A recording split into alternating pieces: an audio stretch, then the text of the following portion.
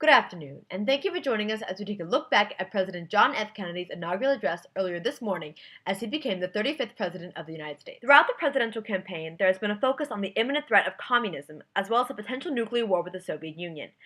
In the end, the election came to a nail-biting conclusion, with Democratic Kennedy beating out his Republican opponent, Vice President Richard Nixon, to become our nation's youngest president at age 43.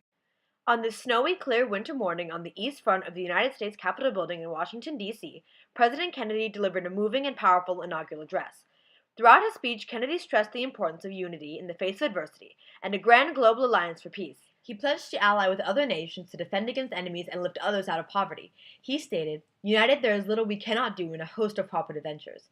Divided, there is little we can do, for we dare not meet a powerful challenge at odds and split asunder." The new president urged us to be strong in the face of war with Russia, but also to look for peace to prevent nuclear disaster.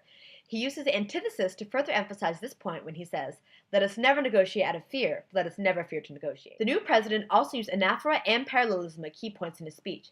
He repeated the phrase, "let both sides," 4 times to emphasize the importance of unity between the U.S. and the Soviet Union, as well as saying he shall pay any price, bear any burden, or meet any hardship to defend the United States' allies against tyranny and protect their liberties. Kennedy appealed to emotion and showed his newfound authority through his word choice. Using exciting words like freedom, liberty, and revolution, he rouses us to remain loyal to the United States and to renew the effort for change in our home country. He encourages us to bear the burden to maintain the fight against tyranny, poverty, disease, and war itself. Kennedy urges the nation to ask not what your country can do for you, ask what you can do for your country.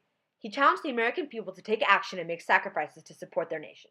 Judging by the applause and cheers of his audience, Kennedy's maintenance of a strong tone and body language throughout the address, as well as his use of rhetorical appeals and devices, made a powerful impact on the enraptured crowd of thousands in D.C. and on the millions of Americans watching at home. This has been Peyton Bealey for DC News. We'll be right back.